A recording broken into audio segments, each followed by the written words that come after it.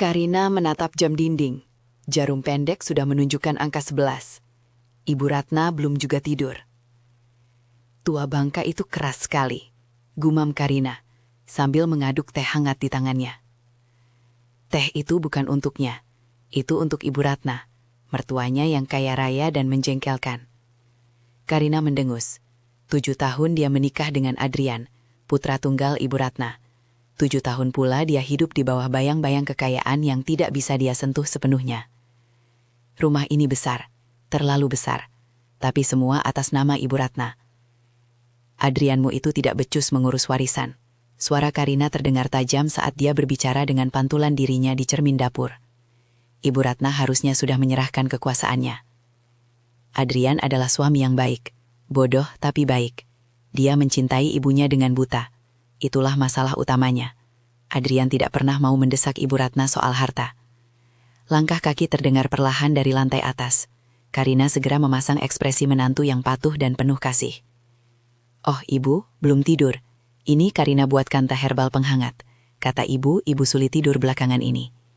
Ibu Ratna, wanita paruh baya yang masih terlihat anggun meski tubuhnya mulai ringkih, turun perlahan sambil memegang pegangan tangga. Matanya menatap Karina dengan senyum tipis yang terasa dingin.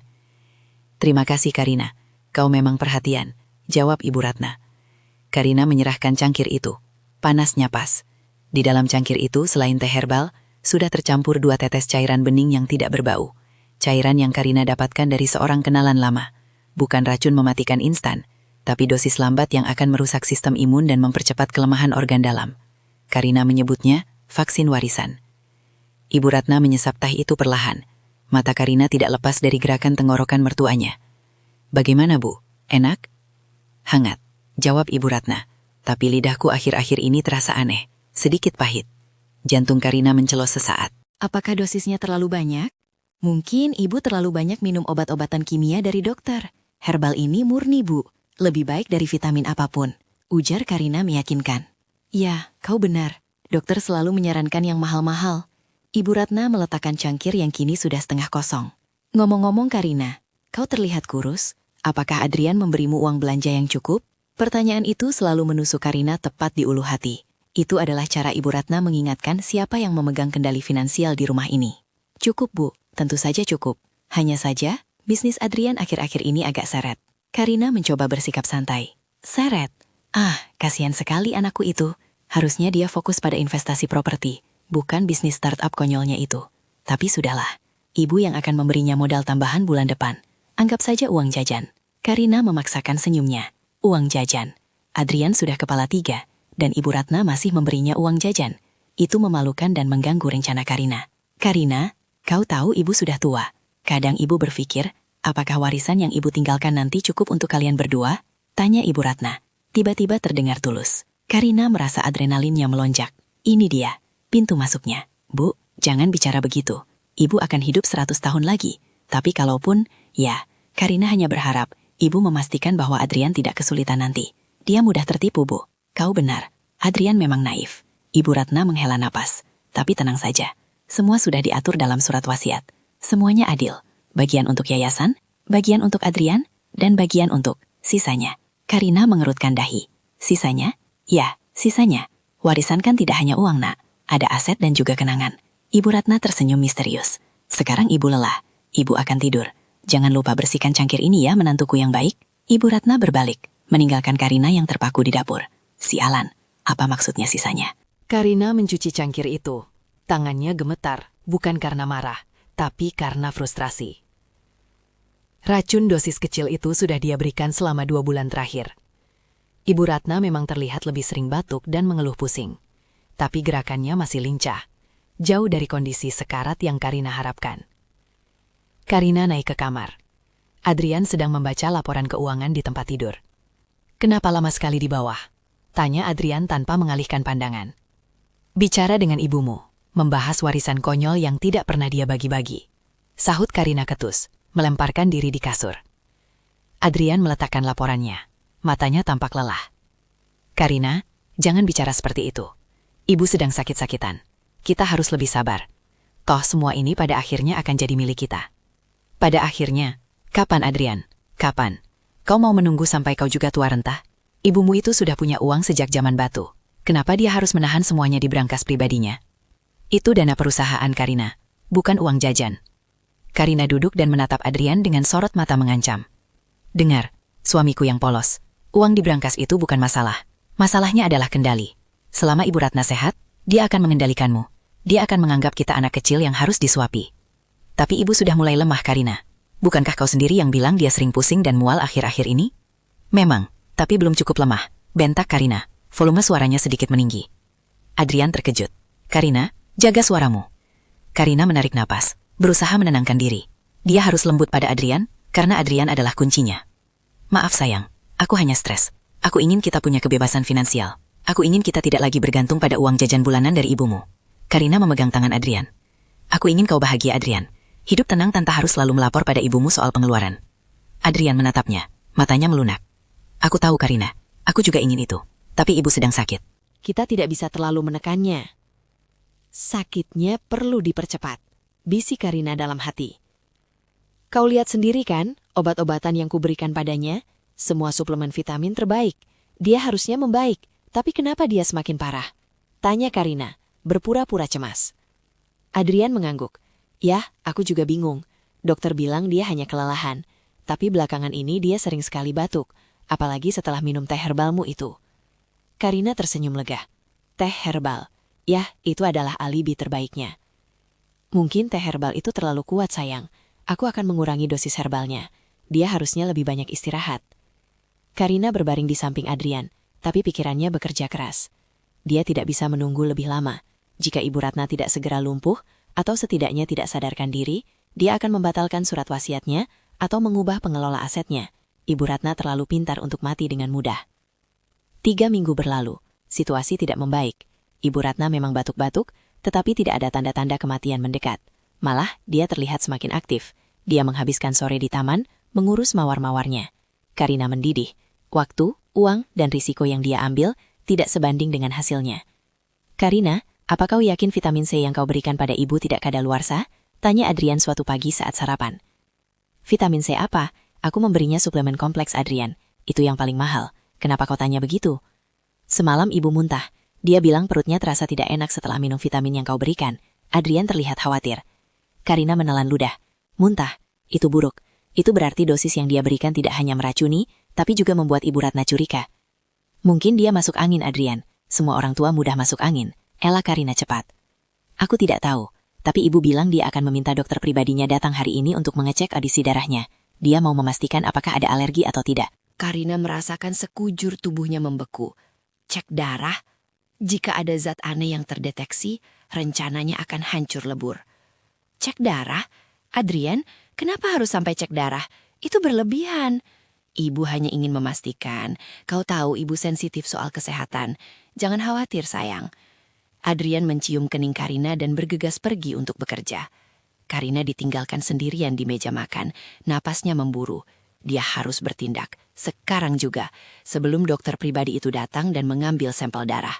Dia harus memastikan Ibu Ratna tidak bisa bicara. Atau setidaknya, dia harus mengambil sesuatu dari kamar Ibu Ratna yang bisa dia gunakan untuk mengendalikan situasi. Karina menunggu dengan gelisah sampai pukul 10 pagi. Mobil Ibu Ratna sudah keluar, membawa Ibu Ratna ke tempat les melukisnya. Ya, melukis, padahal dia sakit-sakitan. Ini kesempatan emas. Karina menyelinap ke lantai atas. Kamar Ibu Ratna adalah area terlarang. Adrian pun jarang masuk ke sana tanpa izin. Karina membuka pintu kamar itu perlahan. Bau lavender langsung menyambutnya. Kamar itu rapi dan klasik. Tujuannya adalah meja rias, tempat Ibu Ratna biasa meletakkan semua obat-obatan dan suplemennya. Di sana, berjejer rapi botol-botol suplemen yang Karina berikan, yang sudah dia modifikasi. Semuanya penuh, tidak ada yang berkurang signifikan. Wanita ini minum obat seperti minum tetesan air. Gerutu Karina. Karina menggeledah laci meja rias. Dia mencari buku harian, catatan bank, atau kode brankas. Tidak ada. Hanya perhiasan dan lipstik mahal. Lalu, matanya tertuju pada sebuah kotak kayu jati tua yang diletakkan di bawah tumpukan selimut di sudut kamar. Kotak itu terkunci. Karina mengeluarkan jepit rambutnya. Tangannya lihai membongkar kunci kecil itu. Klik. Kotak itu terbuka. Bukan berlian atau uang tunai di dalamnya, melainkan dokumen. Dokumen bank, sertifikat properti, dan yang terpenting, surat wasiat. Karina menyambar surat wasiat itu dengan tangan gemetar. Dibacanya cepat-cepat. Seluruh aset properti utama termasuk rumah di Jalan Kenanga ini, akan diwariskan kepada Adrian Wijaya, dengan syarat ia mampu mengelola dana investasi minimum sebesar 50 miliar rupiah selama 5 tahun berturut-turut. Jika syarat tersebut tidak terpenuhi, aset tersebut akan dialihkan sepenuhnya ke Yayasan Panti Jompo Kasih Ibu. 50 miliar? Karina hampir berteriak. Adrian bahkan tidak punya uang sebanyak itu di tabungan. Ini jebakan. Ibu Ratna memang sengaja membuat wasiat ini agar Adrian tidak mendapatkan apa-apa. Sambil meremas surat itu, Karina melihat ada buku kecil bersampul kulit hitam yang terselip di bawah tumpukan sertifikat. Itu terlihat seperti buku catatan harian, tapi terlalu kecil dan tebal. Karina mengambil buku itu. Itu bukan buku harian, itu adalah buku catatan obat dan dosis. Di bagian paling atas, tertulis rapi dengan tulisan tangan Ibu Ratna yang indah. Senin 4 Januari, Karina memberikan suplemen vitamin C kapsul, merah, 2 tetes penawar racun A, placebo, diminum 30 menit setelahnya. Gejala, sedikit pusing. Catatan, kapsul diisi ulang dengan bubuk vitamin B biasa. Karina merasa darahnya berhenti mengalir. Tulisan itu berlanjut ke baris berikutnya. Rabu 6 Januari, Karina memberikan teh herbal malam hari. Dosis racun X, sianida dosis sangat rendah, diduga meningkat. Segera tukar cangkir dengan placebo, air gula. Gejala, muntah ringan. Catatan, Karina mulai panik. Perlu segera siapkan bukti foto dokumentasi. Karina menjatuhkan buku itu seolah buku itu adalah bara api. Wajahnya pucat pasi. Ibu Ratna tahu, sejak awal. Bukan hanya tahu, Ibu Ratna tidak meminum racun itu. Dia menukar semuanya. Dia bahkan sudah menyiapkan penawar racun yang sebenarnya hanya placebo. Itu artinya, Ibu Ratna tidak pernah sakit karena racun yang Karina berikan. Dia hanya berakting. Dan yang paling menakutkan, perlu segera siapkan bukti foto dokumentasi. Bukti apa? Bukti Karina memberikan racun padanya? Karina dengan cepat membolak-balik halaman buku catatan itu. Semua adalah catatan rinci tentang kapan Karina memberikan obat, jenis racun yang dideteksi atau yang dia duga, dan respons akting Ibu Ratna. Tiba-tiba, mata Karina tertuju pada sebuah foto kecil yang diselipkan di halaman terakhir. Itu adalah foto dirinya, bukan foto biasa. Itu adalah foto Karina sedang berdiri di depan toko kimia, sedang menerima sebuah paket kecil berwarna coklat. Paket yang Karina yakini adalah vaksin warisan miliknya. Dan di samping foto itu, ada satu baris tulisan tangan Ibu Ratna. Hanya satu baris, yang membuat semua rambut di tengkuk Karina berdiri tegak. Mainanmu sudah selesai, nak. Sekarang giliran ibu bermain. Kita lihat, siapa yang akan mati tercekik duluan. Karina mendengar suara mobil masuk ke halaman rumah. Jantungnya berdebar kencang, memukul tulang rusuknya. Ibu Ratna sudah kembali. Ia harus segera pergi. Karina buru-buru memasukkan buku catatan dan foto itu ke dalam kotak, mengunci kotaknya kembali dengan tergesa-gesa, dan meletakkannya kembali di bawah selimut. Dia baru saja akan berbalik, ketika dia menyadari sesuatu yang lebih mengerikan.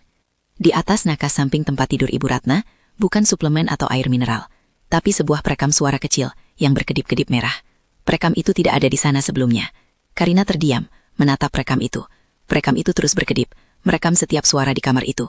Dan Karina baru saja menghabiskan hampir 10 menit di kamar ini, panik, bicara sendiri, dan membaca keras-keras surat wasiat dan buku catatan racun itu. Pintu kamar di lantai bawah terbuka, suara Ibu Ratna terdengar jelas. Karina, apa kau di rumah? Ibu membawa mawar baru untukmu. Karina harus bertindak, dia harus mematikan perekam itu, sekarang. Saat Karina mengulurkan tangannya menuju nakas, terdengar suara langkah kaki menaiki tangga. Langkah kaki yang tidak lagi terdengar lemah dan ringkih, tapi langkah kaki yang mantap dan disengaja. Karina hanya punya waktu sepersekian detik. Dia meraih perekam itu. Tepat saat pintu kamar Ibu Ratna terbuka perlahan di belakang punggungnya. Mencari sesuatu, menantuku? Suara Ibu Ratna terdengar. Bukan suara ringkih seorang korban, tapi suara yang dingin, tajam, dan penuh kemenangan. Karina membeku. Ia memegang perekam suara itu di tangannya. Tertangkap basah. Mata Ibu Ratna tidak menunjukkan kelemahan. Hanya kebencian murni dan dingin. Kau tahu, nak, aku tidak pernah suka dengan menantu yang serakah. Karina menoleh. Perlahan-lahan, ia melihat Ibu Ratna berdiri di ambang pintu. Tangannya tidak memegang bunga mawar, melainkan selembar amplop tebal bertuliskan laporan forensik. Riana berdiri di ambang pintu. Matanya menatap Ibu Sari yang sedang duduk di kursi goyang. Sore itu, Riana merasa waktunya sudah habis. Kesabarannya sudah terkuras. Ibu, bagaimana?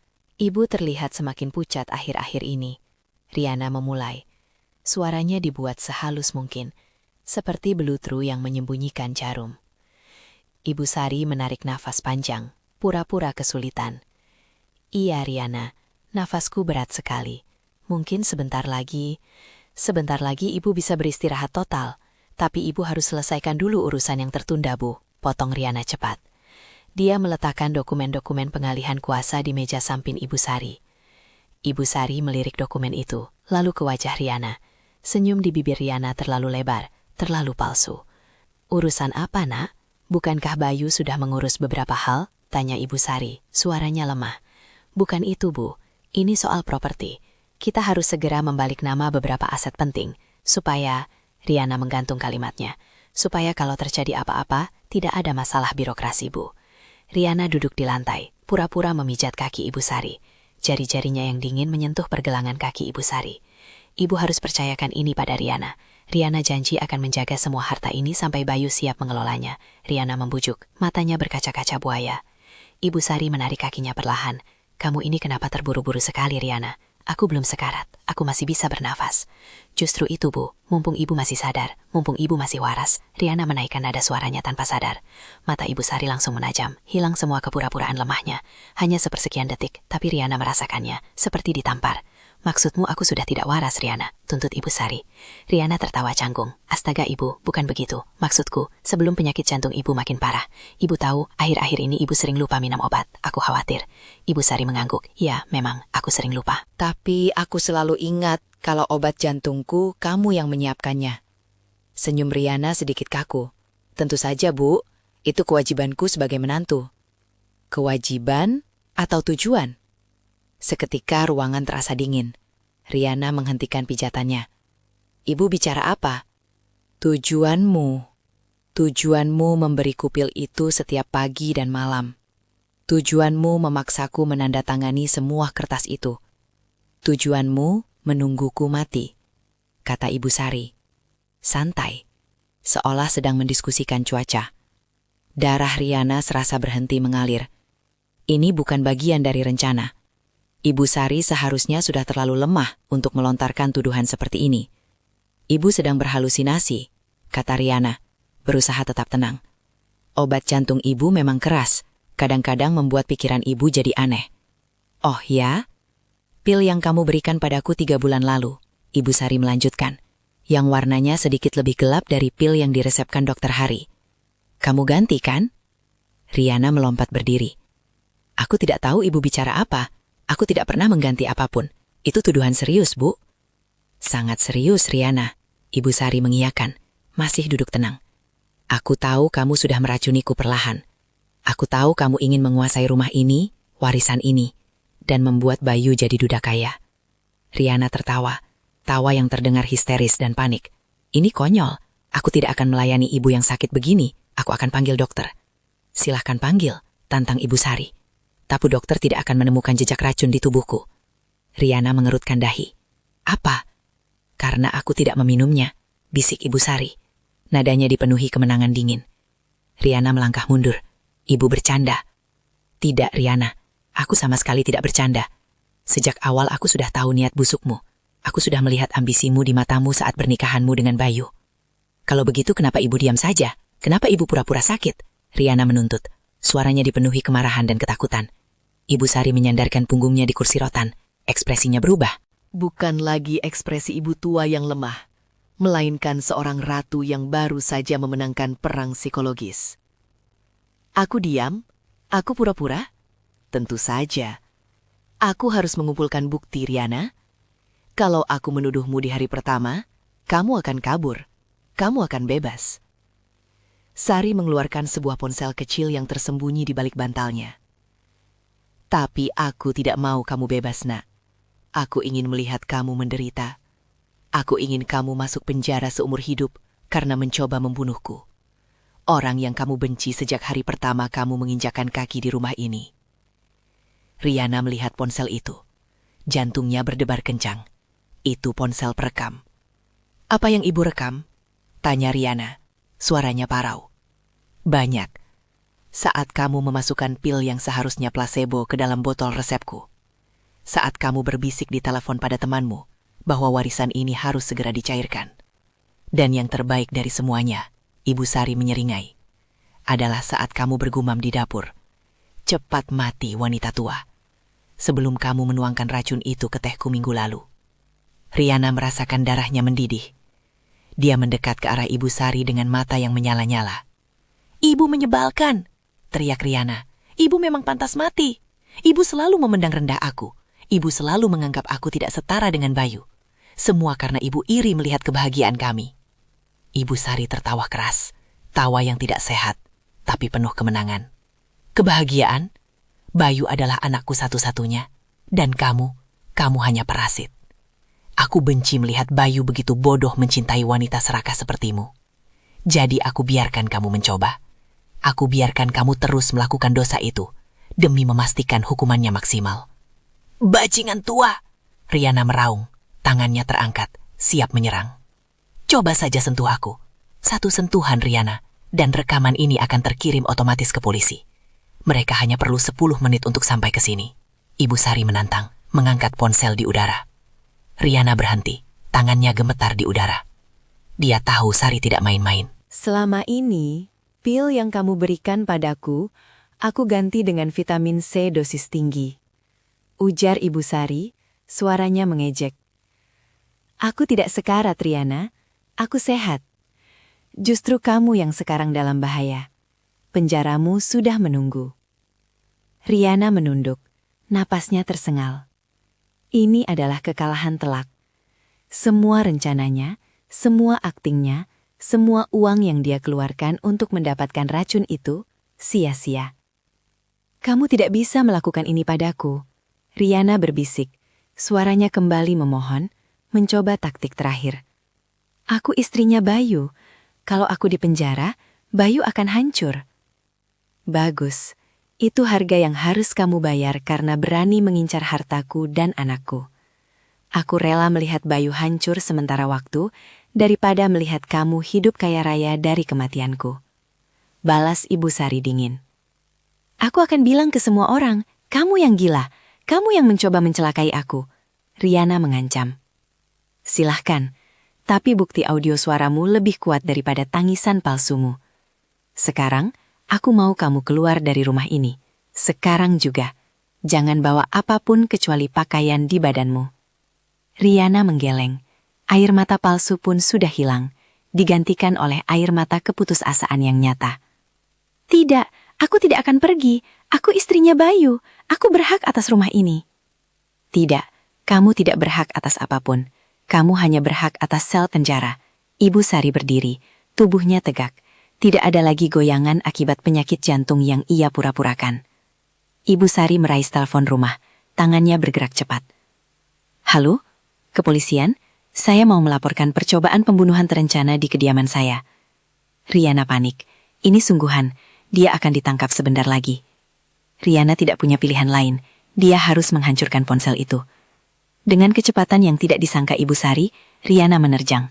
Dia tidak peduli lagi dengan ancaman. Yang penting, rekaman itu lenyap. Brak. Riana menubruk Ibu Sari. Ibu Sari yang baru saja berdiri terhuyung. Ponsel kecil itu terlepas dari genggaman Sari dan terpental ke bawah sofa. Dasar kurang ajar.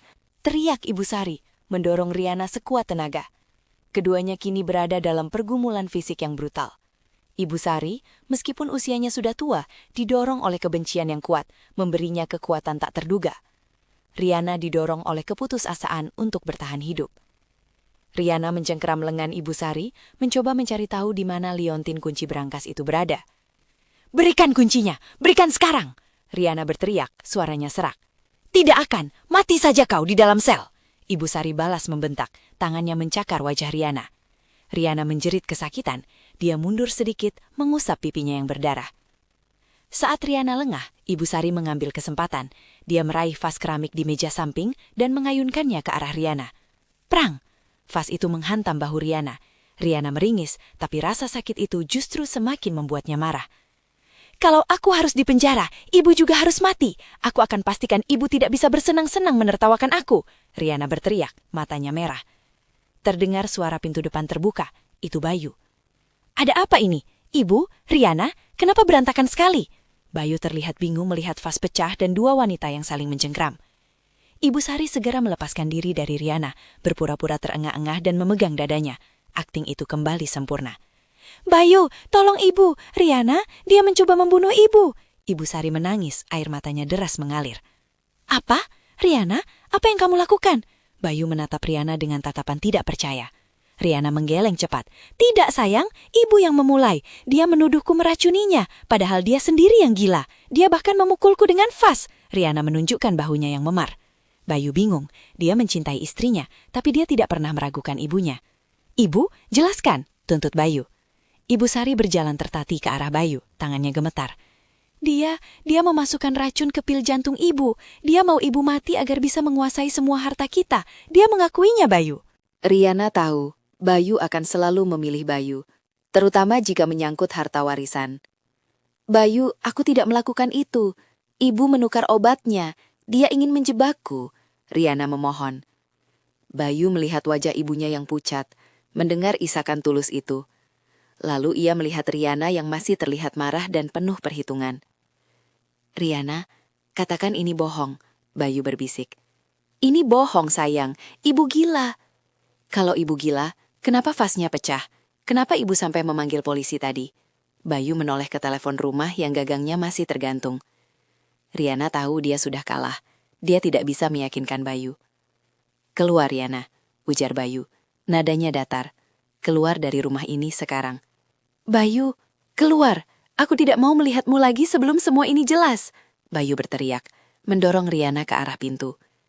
Riana tidak melawan Bayu. Dia membiarkan dirinya didorong, tapi matanya tetap terpaku pada Ibu Sari, yang kini tersenyum kemenangan dari balik bahu Bayu. Ini belum selesai, Ibu Sari. Riana mendesi sebelum melangkah keluar. Bayu membanting pintu. Riana berdiri di luar, di kegelapan malam. Ia tidak membawa tas, dompet atau mobil. Ia hanya punya satu hal yang ia bawa, dendam yang membara. 2 jam kemudian, Riana kembali.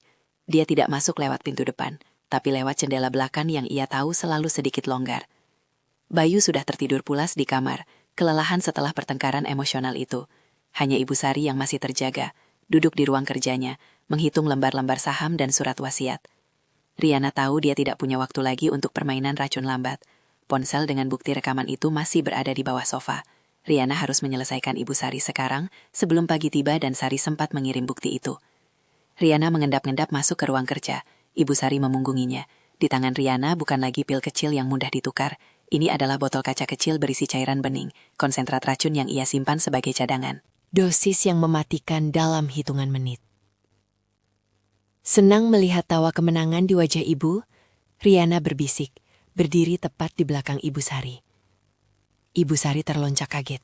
Ia membalikkan kursi kerjanya dengan cepat. Matanya melebar melihat Riana. Kamu kembali? Berani sekali kau. Aku harus kembali. Aku tidak bisa membiarkan kamu mengirim aku ke penjara, Ibu. Riana mengangkat botol kecil itu. Tidak ada lagi placebo, Bu. Ini adalah penutupnya. Ibu Sari melihat cairan itu. Baunya samar, seperti kacang almond pahit yang manis. Dia tahu, itu racun sianida tingkat tinggi. Tidak, aku sudah menyuruhmu pergi, teriak Ibu Sari, mencoba meraih telepon. Riana lebih cepat. Dia menampar telepon itu hingga jatuh. Permainan sudah selesai. Ibu menang karena ibu licik. Tapi aku yang akan mengakhiri permainan ini. Kamu mau bukti? Ambil saja buktimu dari neraka. Riana mencengkram dagu Ibu Sari. Ibu Sari meronta. Kedua tangannya berusaha meraih wajah Riana, tapi cengkraman Riana kuat. Lepaskan aku, dasar iblis, raung Ibu Sari. Tutup mulut, minum ini. Riana membuka paksa mulut Ibu Sari dengan satu tangan, sementara tangan yang lain siap menuangkan cairan mematikan itu. Ibu Sari memberontak, kekuatannya yang tadi digunakan untuk berakting, kini digunakan untuk melawan maut. Saat botol itu hampir menyentuh bibirnya, Ibu Sari mengerahkan seluruh tenaga kebencian yang ia simpan selama bertahun-tahun. Ia menggigit jari Riana sekuat tenaga. Riana menjerit kesakitan, refleks tangannya terbuka. Botol racun itu terlempar ke udara. Ibu Sari melihat botol itu terbang melayang. Ini satu-satunya kesempatannya. Jika botol itu pecah, uapnya saja bisa membunuh mereka berdua. Dalam sepersekian detik yang menentukan, Ibu Sari tidak berpikir untuk lari. Dia berpikir untuk memastikan Riana ikut mati bersamanya. Ibu Sari meraih vas bunga kristal di meja dan melemparkannya ke arah botol kaca yang sedang jatuh. Kering. Botol racun itu pecah di udara. Cairan mematikan itu menyebar. Riana dan Ibu Sari sama-sama terpapar dalam jarak kurang dari 1 meter. Bau almond pahit yang tajam langsung menusuk hidung mereka. Ibu Sari menyadari kesalahan fatalnya. Dia tidak hanya memastikan Riana mati, dia juga memastikan dirinya mati. Mereka berdua tercekik dalam uap mematikan yang memenuhi ruangan. Mereka saling pandang. Mata Riana dipenuhi ketakutan dan penyesalan. Mata Ibu Sari dipenuhi kepuasan, campuran antara kemenangan dan kengerian. Riana mulai batuk, mencengkram tenggorokannya. Dia mundur ke belakang, mencari udara. "Mati kau, Ibu Sari," Riana berbisik. Napasnya mulai terhenti. Ibu Sari juga tercekik, paru-parunya terbakar. Tapi dia tersenyum. Senyum terakhir penuh dendam. "Kita sama-sama ke neraka," Ibu Sari membalas, meraih liontin kuncinya. Riana, dalam keputusasaan terakhirnya, melihat pintu di belakang Ibu Sari. Pintu itu menuju ke lemari penyimpanan peralatan berkebun. Riana harus lari, mencari ventilasi, atau mati di sana. Namun kakinya terasa berat. Pandangannya mulai kabur. Sementara itu Ibu Sari melihat ke arah pecahan botol yang mematikan itu, lalu ke arah Riana yang sudah terhuyung. Sari tahu, tidak ada yang selamat dari ini. Namun, di detik-detik akhir sebelum pandangannya gelap, Ibu Sari melihat bayangan. Bayangan yang bergerak di balik Bayu. Ibu Sari tidak tahu dari mana Riana mendapatkan kekuatan itu. Tapi Riana, meskipun sudah menghirup racun, berhasil mengambil keputusan terakhir yang paling mematikan. Riana tidak lari menuju ventilasi. Dia menerjang Bayu, yang baru saja terbangun karena suara pecahan vas, dan kini berdiri di ambang pintu kamar. Riana mencengkram kepala Bayu, dan menariknya secara brutal ke ruang kerja, ke tengah-tengah uap racun itu. Bayu berteriak bingung. "Kalau aku mati, kamu juga mati. Suamiku tercinta." Riana menjerit. Napasnya sudah hampir habis. Ibu Sari hanya bisa melihat, tercekik, ketika anaknya sendiri, Bayu, kini dipaksa ikut menghirup udara kematian itu oleh istri yang sangat mencintainya dan membenci ibunya. Bayu mulai batuk darah. Ibu Sari mencoba merangkak, mencoba menyelamatkan anaknya yang naif. "Bayu, lari, jauhkan dia darimu." Tapi sudah terlambat. Riana mencengkram kerah Bayu erat-erat, seolah-olah ia memeluk kematian yang paling ia cintai.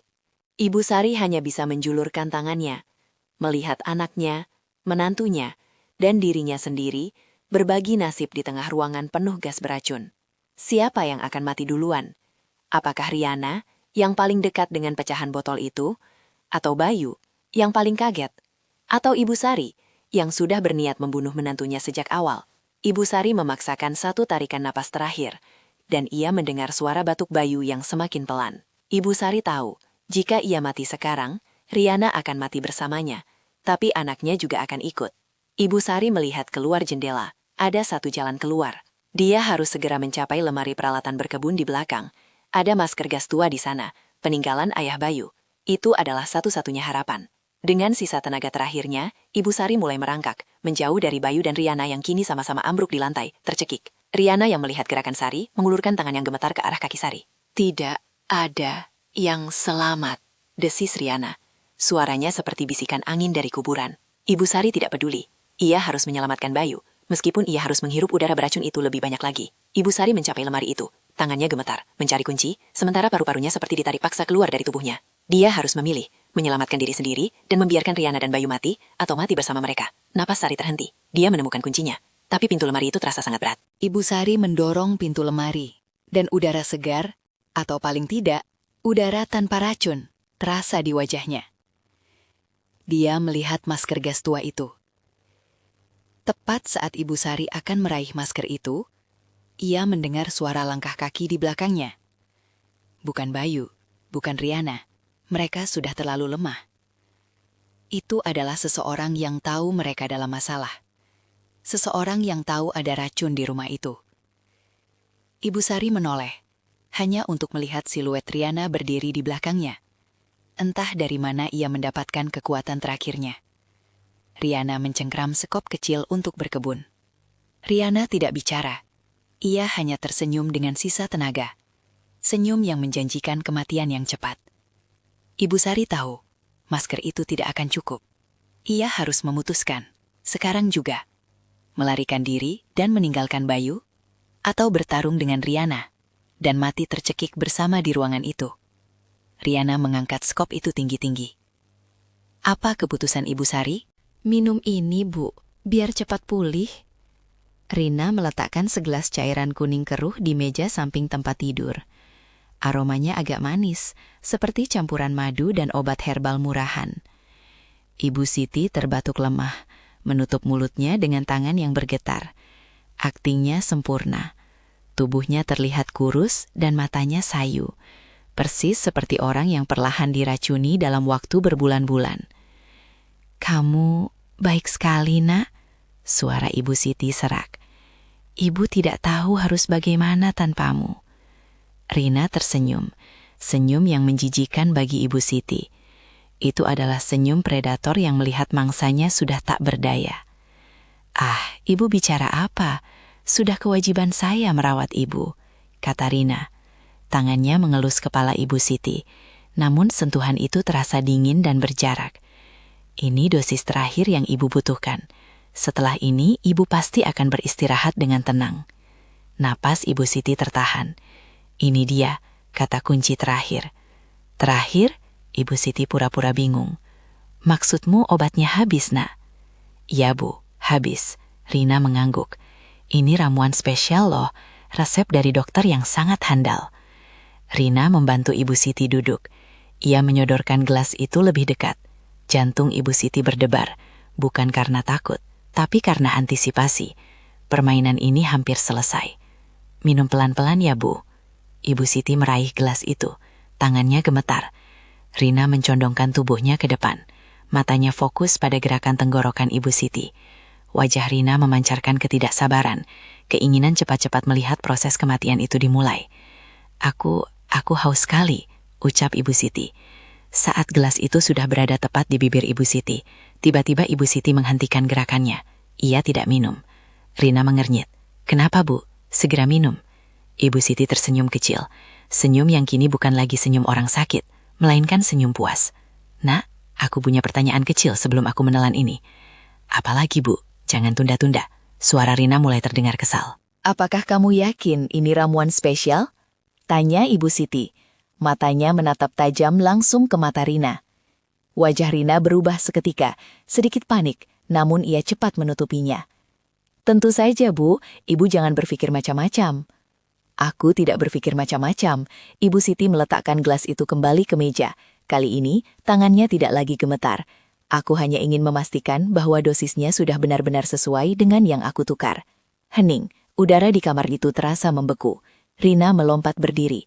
Ekspresi ramah itu hilang total, digantikan wajah pucat dan penuh ketakutan. "Ibu bicara apa? Ibu sakit, Bu. Jangan mengarang." Rina berteriak, suaranya naik 1 oktav. "Sakit?" Ibu Siti tertawa pelan, tawa yang menusuk telinga Rina. "Ya, aku memang sakit. Sakit hati melihat kerakusanmu, Rina." Ibu Siti bangkit dari tempat tidur, gerakannya lincah, jauh dari kesan wanita tua yang hampir sekarat. Ia berjalan ke lemari kecil di sudut kamar dan membuka laci tersembunyi. Rina mundur selangkah, kakinya lemas, ia tidak bisa bergerak. Ibu Siti mengambil sebuah kotak penyimpanan dari laci itu. Ia membukanya, memperlihatkan isinya di bawah lampu kamar yang terang. Isinya 2 botol obat, beberapa blister pil, dan sebuah flash drive kecil. "Kamu ingat botol vitamin yang aku selalu minum sebelum tidur?" tanya Ibu Siti sambil mengangkat salah satu botol. "Yang kamu selalu pastikan aku meminumnya di depanmu?" Rina menelan ludah. Ia hanya bisa menggeleng. "Botol yang kamu pikir isinya aku ganti dengan racun dosis rendah itu, Rina." Lanjut Ibu Siti. "Botol ini yang isinya kamu campurkan ke dalam teh setiap pagi selama 6 bulan terakhir." Ibu Siti menggelengkan kepala. "Sayangnya, botol ini tidak pernah berisi racun. Sejak awal aku sudah tahu niatmu." Rina terhuyung. "Tidak mungkin. Kamu bohong." "Bohong? Aku tidak butuh kebohongan lagi." Ibu Siti melempar botol itu ke lantai, menimbulkan bunyi dentingan kaca. "Aku sudah menukar isinya." "Botol yang kuminum setiap pagi, yang isinya kamu yakini racun, hanyalah placebo. Isinya gula dan sedikit perisah." Rina menunjuk gelas di meja dengan tangan gemetar. "Lalu, yang di gelas itu, apa isinya?" "Oh, yang ini? Yang ini racun asli. Murni, dosis mematikan. Sama persis dengan yang kamu simpan di belakang rak bumbu dapurmu." Mata Rina membelalak. Itu adalah cadangan racun yang ia beli dari pasar gelap. Bagaimana Ibu Siti tahu? Aku tahu, Rina. Ibu Siti membaca pikiran Rina. Aku tahu semua yang kamu lakukan. Aku membiarkanmu melakukannya. Kau gila. Kenapa kau membiarkan dirimu diracun? Kenapa kau tidak lapor polisi? Rina berteriak histeris. Lapor polisi? Untuk apa? Agar kamu hanya ditangkap karena percobaan pembunuhan? Itu terlalu cepat. Itu tidak memuaskan. Ibu Siti tersenyum kejam. Wajah Ibu Siti kini tampak sangat berbeda. Semua kepolosan, kebaikan, dan kelemahan yang selama ini Rina lihat hanyalah topeng tipis. Aku ingin kamu melihat dirimu jatuh, Rina. Ujar Ibu Siti. Suaranya menusuk. Aku ingin kamu berjuang. Aku ingin kamu masuk penjara seumur hidup atas kejahatan yang kamu pikir sudah sempurna kamu laksanakan. Rina mulai terhuyung-huyung mendekati Ibu Siti. Kau iblis. Kau tahu aku tidak punya apa-apa sebelum menikah dengan anakmu. Kau janji akan menyayangiku. Menyayangimu? Ibu Siti tertawa terbahak-bahak. Jangan bercanda. Aku membencimu sejak kamu pertama kali menginjakkan kaki di rumah ini. Rina tersentak. Apa? Iya, aku membencimu. Kamu miskin, kamu terlalu cantik, dan kamu terlalu ambisius. Ibu Siti meludah, kata-katanya penuh kebencian yang terpendam selama bertahun-tahun. Kamu mengambil anakku dariku, dan kini kamu berani mengincar hartaku? Harta suamiku yang aku rawat selama 40 tahun? Aku hanya mau kehidupan yang layak. Rina membela diri.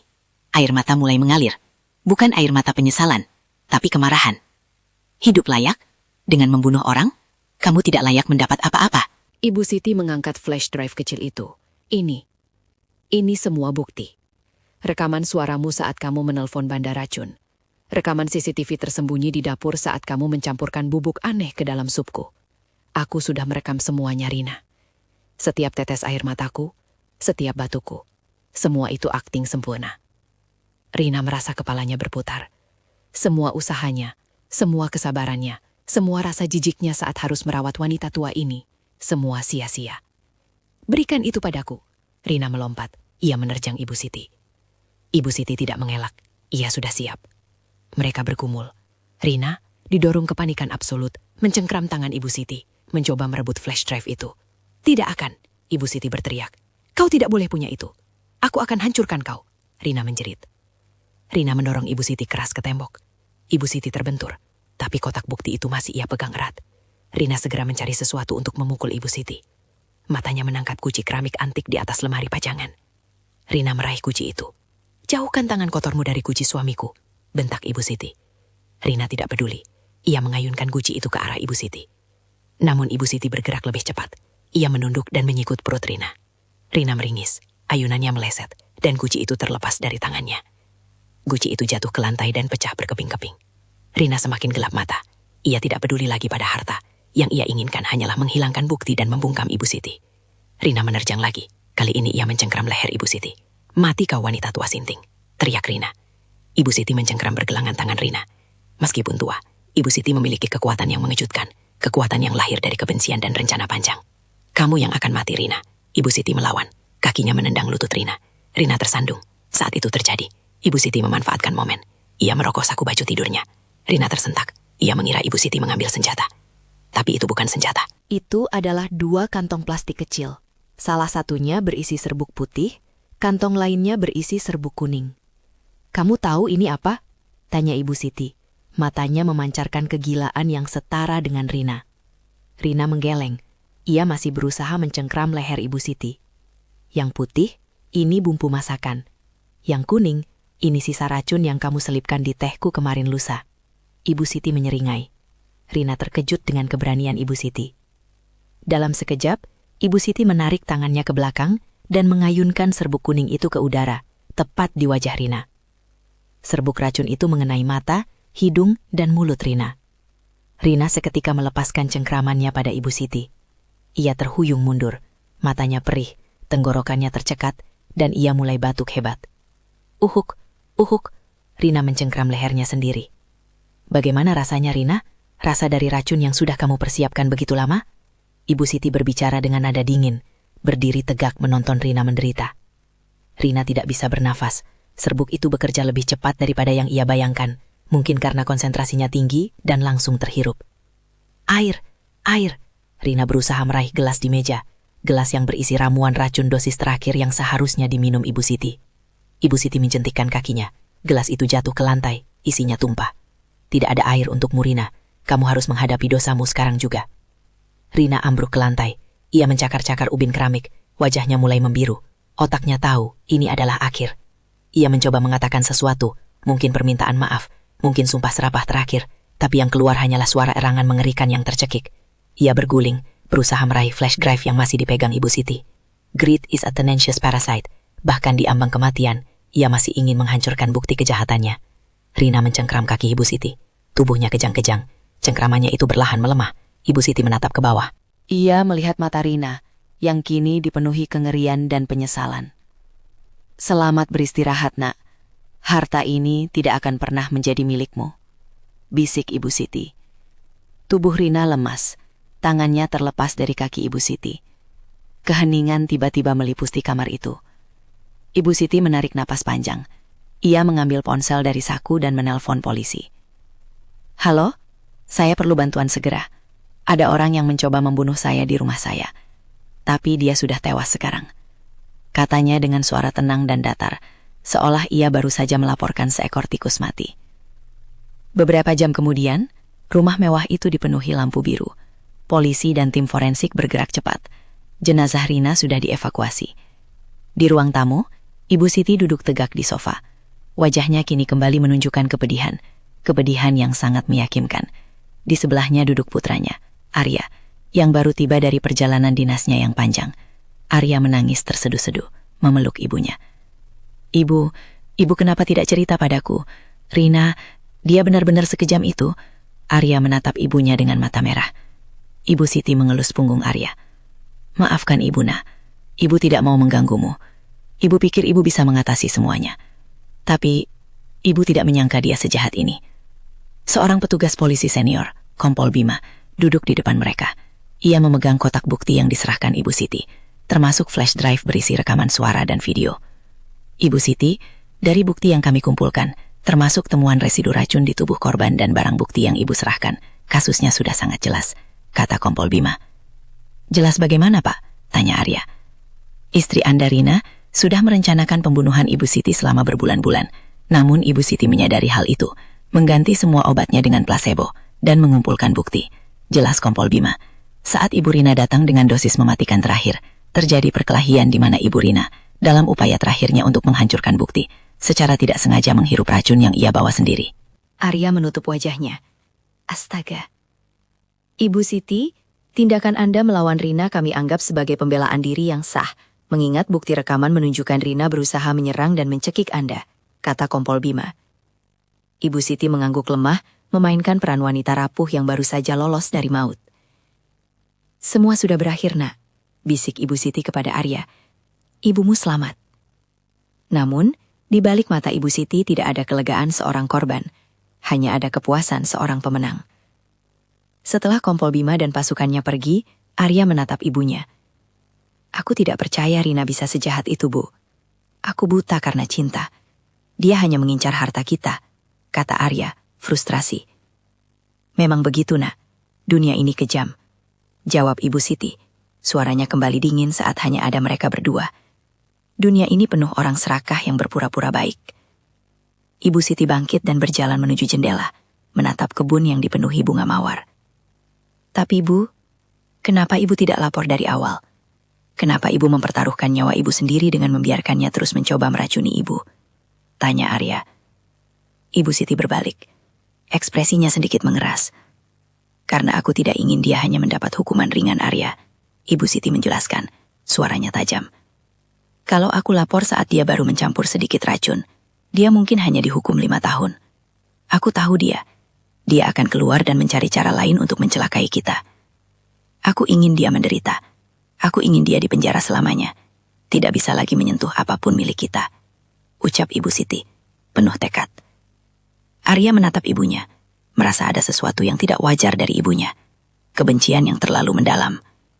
Bu, aku mengerti Ibu marah. Tapi, cara Ibu melakukannya, itu sangat berbahaya. Ibu Siti tersenyum. Senyum yang kali ini tidak ia sembunyikan dari Arya.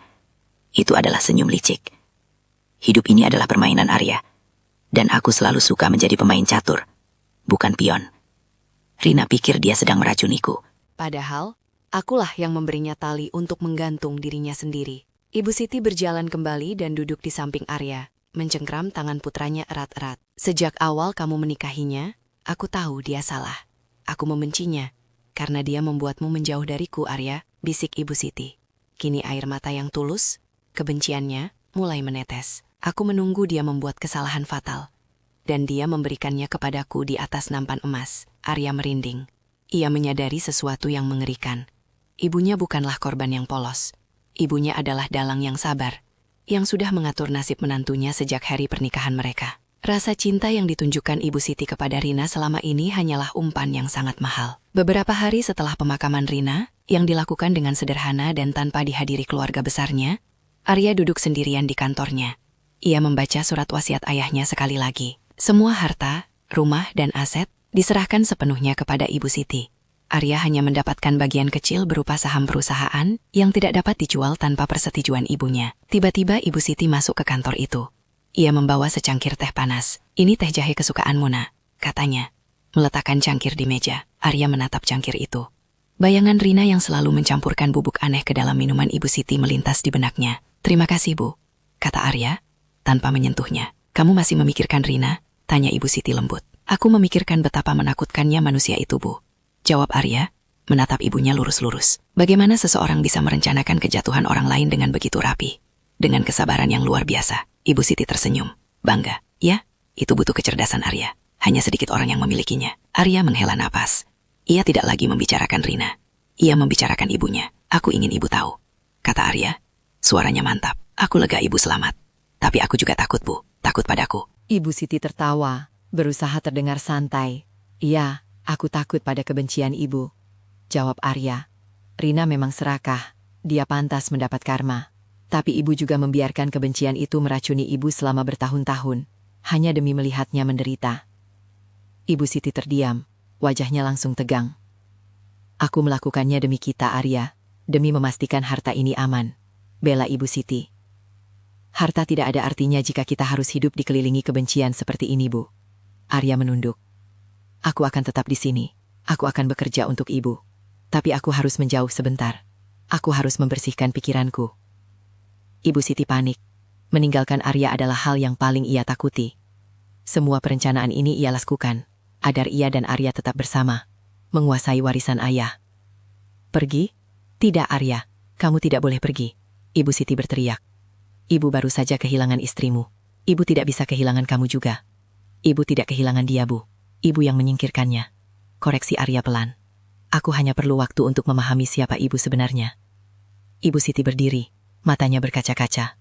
Ia menyadari bahwa kemenangan atas Rina ternyata adalah kekalahan besar dalam hubungannya dengan putra satu-satunya. Jadi ini karmaku? Tanya Ibu Siti. Suaranya serak. Aku menyingkirkan racun. Tapi aku kehilanganmu karena caraku melakukannya? Arya tidak menjawab. Ia hanya mengambil kunci mobil dan koper kecil. Sebelum keluar dari ruangan, Arya berbalik ke arah ibunya. Dosa Rina adalah keserakahan yang membutakannya, kata Arya. Tapi dosa ibu adalah kebencian yang sama-sama membutakan. Dia mati tercekik oleh dosanya sendiri. Dan ibu akan hidup tercekik oleh kesendirian ibu. Arya pergi. Ibu Siti berdiri terpaku di tengah ruangan. Hanya ditemani cangkir teh jahe yang mendingin.